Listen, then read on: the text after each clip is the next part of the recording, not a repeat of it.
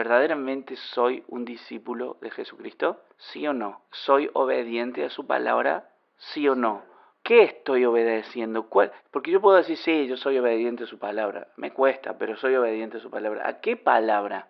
¿He recibido una palabra de Dios hoy a la cual yo tenga que obedecer? Esta semana Dios me habló y me habló al corazón y yo estoy obedeciendo lo que Él me dice. Porque si yo no me contesto todas esas preguntas, sencillamente estoy haciendo lo que me sale del corazón, pero no estoy obedeciendo porque ni siquiera lo estoy escuchando. Por eso esta iglesia tenía un problema, tenía a Dios afuera. Se veían a sí mismos como creyentes, pero no lo eran de verdad. El Señor dice, yo estoy a la puerta y llamo. Estoy afuera de sus vidas. Y si alguno oye mi voz, dice, yo entraré. Mire el amor que tiene. Pero ellos lo tenían fuera a Jesús.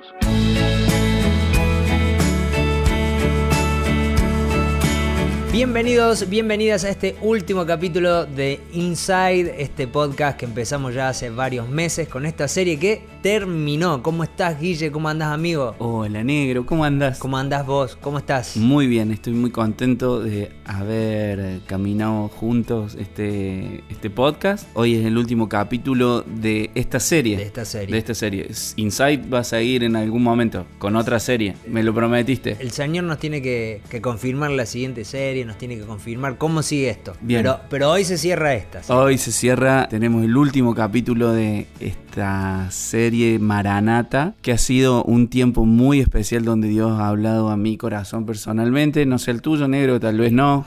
No hizo nada. Sí, no hizo nada. No hizo nada en mi corazón. La verdad que, bueno, te lo dije cuando terminaste el domingo de predicar de la Odisea. Fue un tiempo de transformación para mí, este 2020. Y cerrar el año con esta serie, la verdad, de tanta confrontación de parte de Dios. Y como dije en una de las prédicas, me lo tomé muy personal. Me paré al medio sin mirar a nadie para que me pegue bien en el pecho, bien fuerte. Y la verdad que estoy muy contento. Gracias también a vos, Guille, por haberte prendido fuego como lo hiciste y por todo lo que el Señor habló con tu vida también. Sí, y gracias a todos los que han estado escuchando esto, porque el que sigue escuchando esto es como que también le gusta que le peguen. Sí. Pero sé que Dios lo está haciendo, no somos nosotros, de hecho, como que hemos recibido de parte de Dios y lo que recibimos, eso compartimos y nos gusta hacerlo así, porque el Señor está transformando nuestros corazones desde lo más íntimo. Así que gracias también por haber estado del otro lado, haber estado compartiendo con nosotros esta hermosa serie Maranata. Pero nos queda una última iglesia, la iglesia de la Odisea. ¿Y qué iglesia? Lo fuimos profetizando, fuimos diciendo a lo largo de la serie que lo último, creo que lo de Filadelfia a propósito, ¿no? Uno como que ahí baja un poco, como que dice, qué lindo. Qué lindo. Y después Pero lo veníamos diciendo.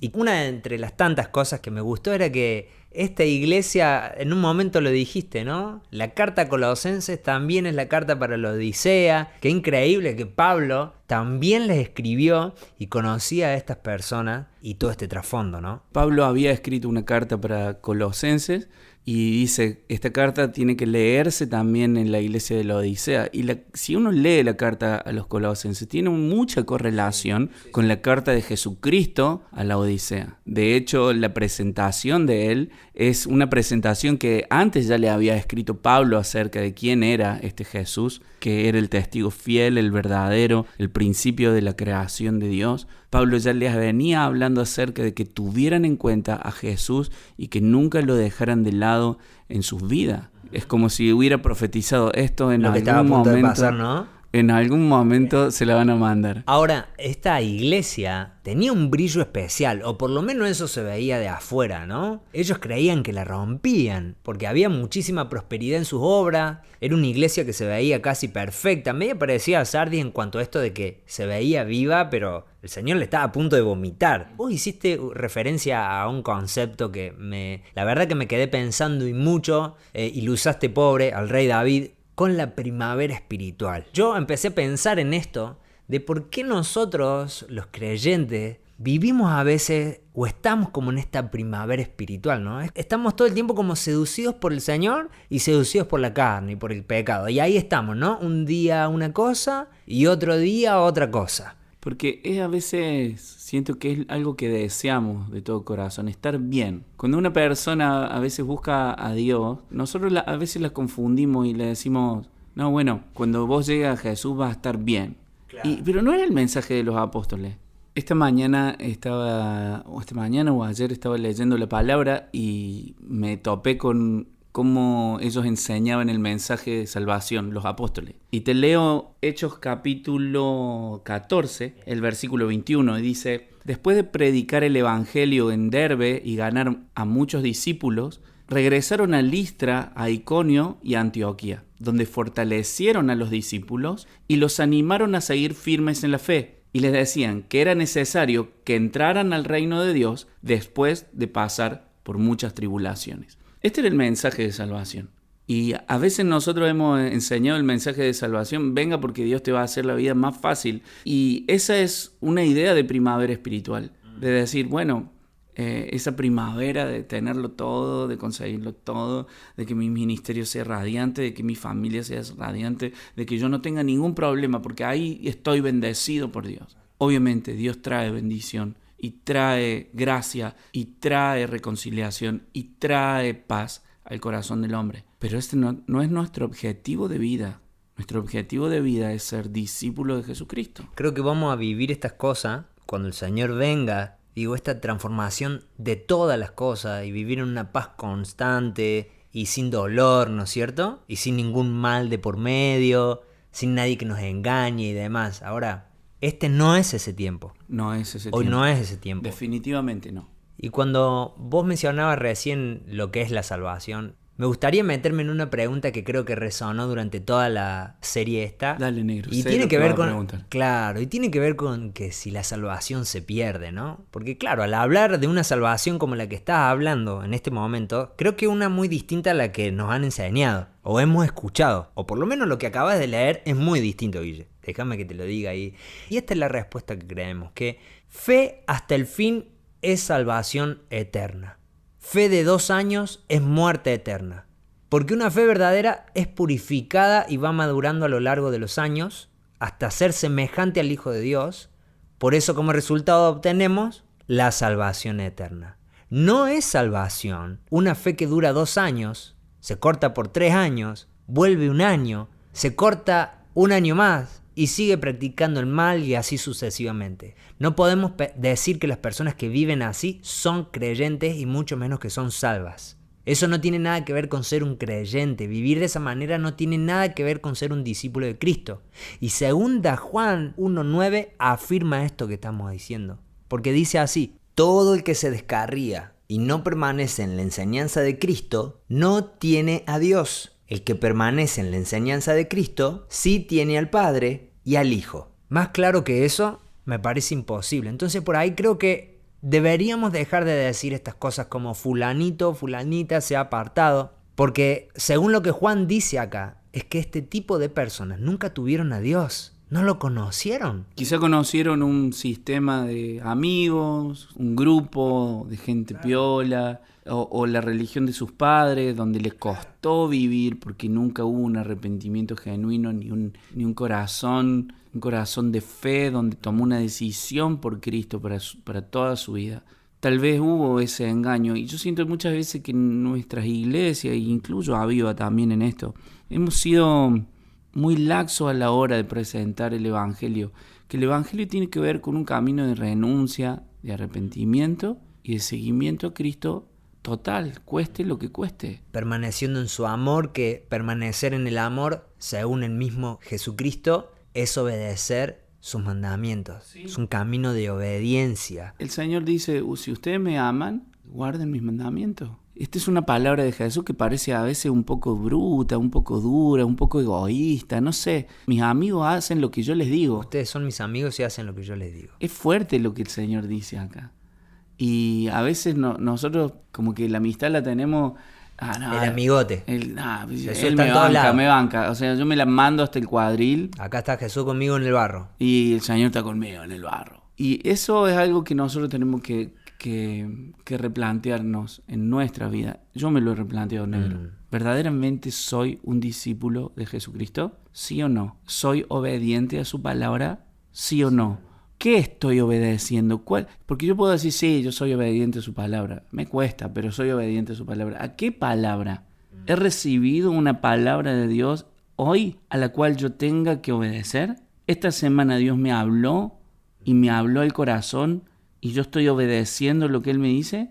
Porque si yo no me contesto todas esas preguntas, sencillamente estoy haciendo lo que me sale del corazón, pero no estoy obedeciendo porque ni siquiera lo estoy escuchando. Por eso esta iglesia tenía un problema, tenía a Dios afuera. Se veían a sí mismos como creyentes, pero no lo eran de verdad. El Señor dice, yo estoy a la puerta y llamo. Estoy afuera. Estoy afuera de su vida. Y si alguno oye mi voz, dice, yo entraré. Mira el amor que tiene. Pero ellos lo tenían fuera a Jesús. Y ese abrirle la puerta a Jesús es renunciar a una vida con Jesús afuera. Porque no era una iglesia pasiva, no eran creyentes, personas que no hacían nada, digamos, ¿no? Eran personas que estaban en movimiento, que tenían su rutina moralmente bien, pero sin Jesús. Y ir a abrir la puerta, Jesús tocando, y tener que ir hasta la puerta y abrir, era un camino de renuncia. Es un camino a dejar de hacer las cosas como a vos te parecen. Vos fíjate, mira cómo se veían ellos. La palabra dice, dices, soy rico, me he enriquecido, no me hace falta nada. Pero no te das cuenta que de cuán infeliz y miserable, pobre, ciego y desnudo eres tú. La mirada distorsionada a veces de nuestra realidad es una trampa. Es necesario ver lo que Dios ve. Y ver lo que Dios ve es decirle al Señor, Señor, entra a mi casa.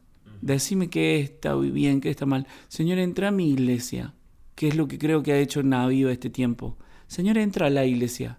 ¿Qué ves? Señor, entra al interior de mi corazón. ¿Qué ves? Y el Señor dice, yo te veo así, asá y asá. Hay una frase que a mí me ha dado vuelta en este tiempo, que cuando necesito reprender a una persona por el mal camino que está llevando, me han dicho muchas veces, ustedes no me ven como Dios me ve. Como que la mirada de Dios implica que una persona puede vivir sin temor al Señor.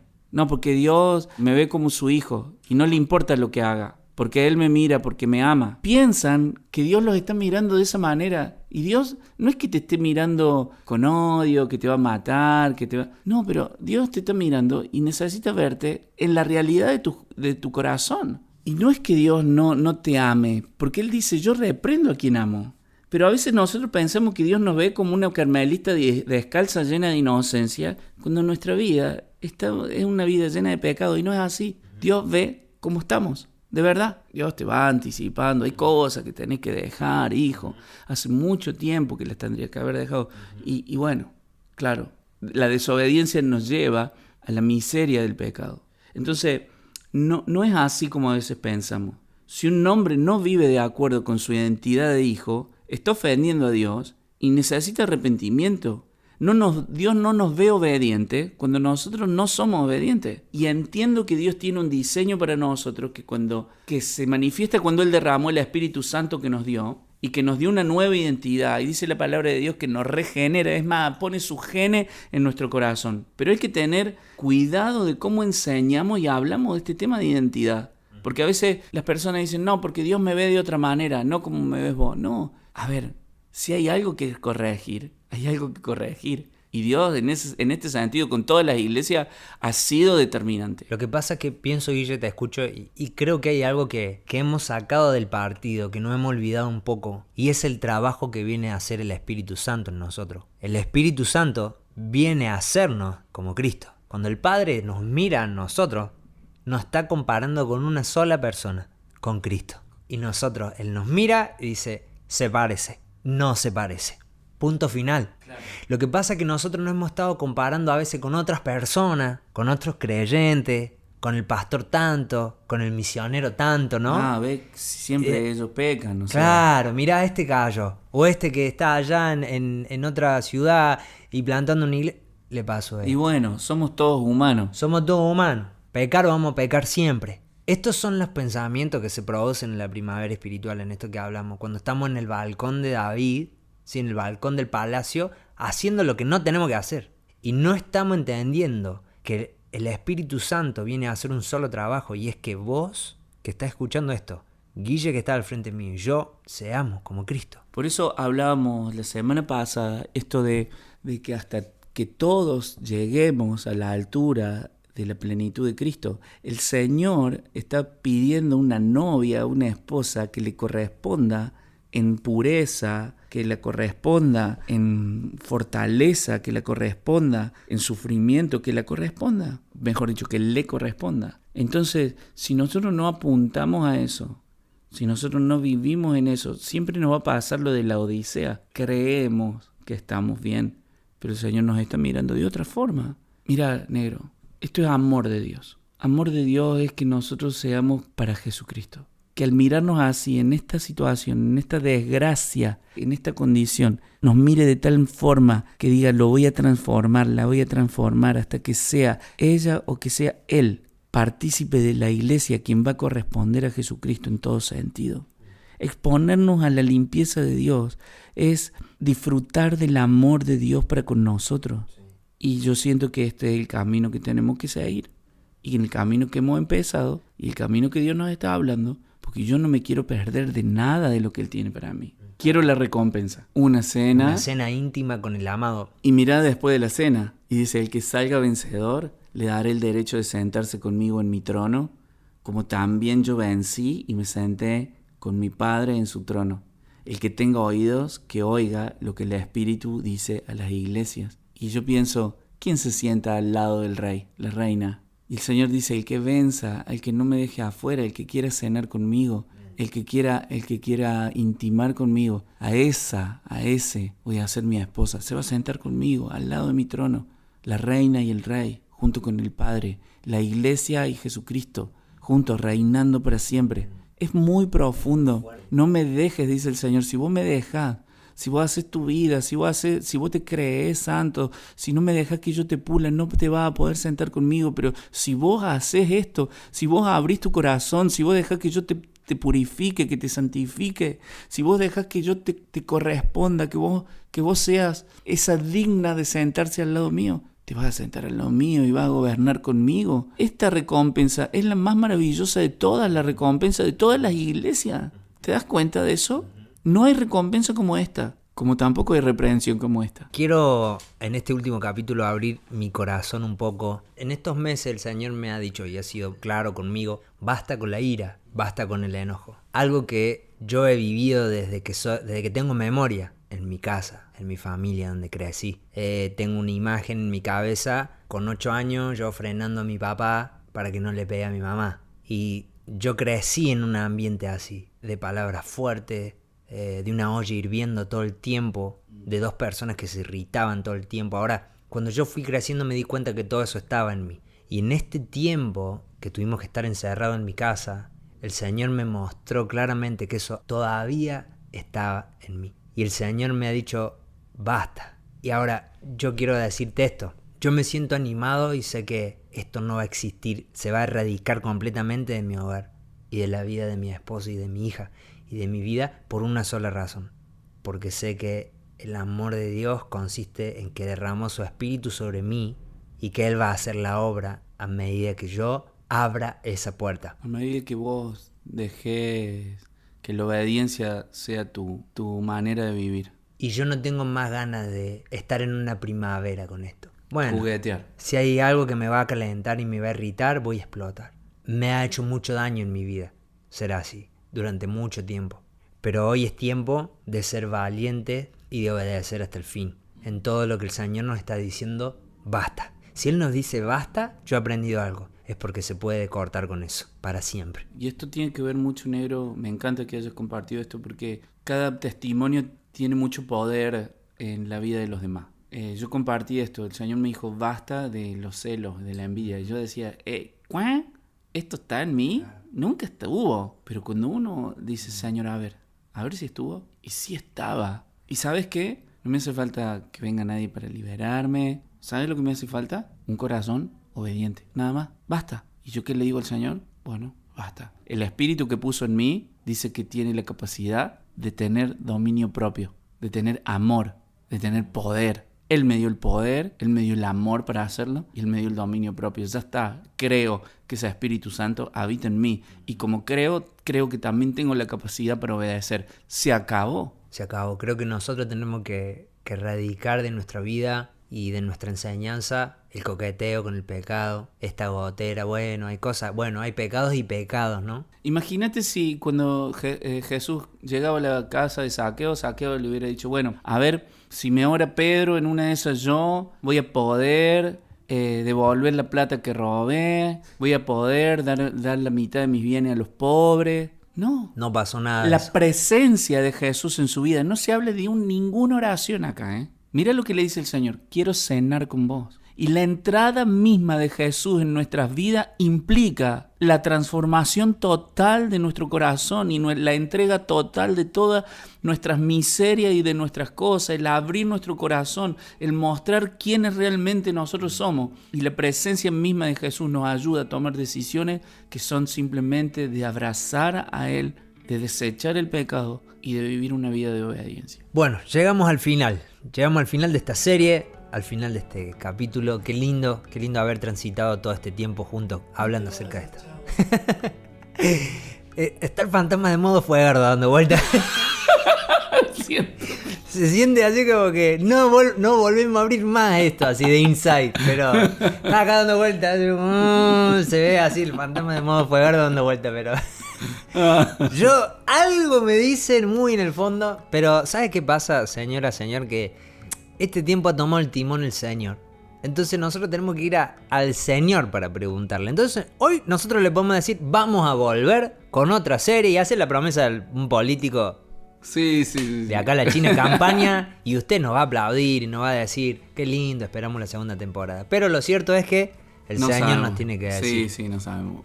Queremos volver, tenemos ganas. Obvio, sí. Con otra serie. Estaría buenísimo, estaría muy bueno. Pero bueno, fue un placer haber estado con ustedes. Gracias en nombre de todo el equipo pastoral y en nombre de la iglesia. Si has estado escuchando y no sos de Aviva, que Dios te bendiga realmente y que podamos juntos crecer en este camino que el Señor nos presenta, que es ser discípulos de Él, ser la novia de Cristo y prepararnos para el regreso de nuestro amado Señor. Es lo que se viene y es en lo que vamos a estar caminando. Nos vemos. Chau, Guille. Chau, negro.